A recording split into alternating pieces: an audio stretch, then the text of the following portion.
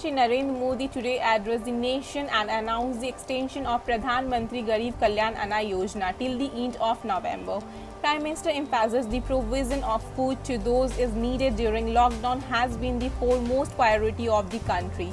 As soon as lockdown was announced, the government vowed about PM Garib Kalyan Yojana, under which a package of rupees 1.75 lakhs crore for the poor was announced.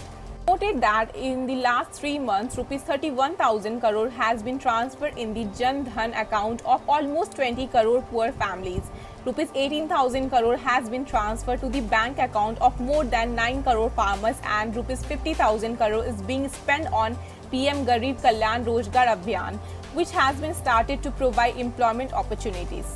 Prime Minister observed the enormity of the discussion of provide free ration for 3 months to more than 80 crore people, that providing 5 kg free rice wheat to each member of the family, along the providing 1 kg pulse to each family per month, has made the entire world take notice the number of people who were provide free ration in several times the population of many large countries.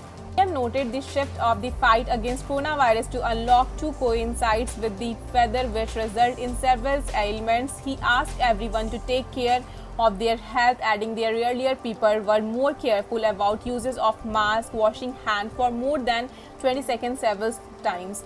During the day, maintaining 2 gaz duri, the regulation needed to be followed with the same seriousness as during lockdown, especially in the containment zones. At last, PM said that in the coming times, government will continue to take further steps to empower the poor and the needy. Economic activity will also be enhanced due to precaution in place. He reiterated the place to work towards Atmanirbhar Bharat and to be vocal for local, while also asking people to be careful, use mask, face cover, and continue following the mantra of maintaining 2 gaz duri. Thanks for watching Rebel News India. Stay tuned for more updates. Don't forget to like, share and subscribe.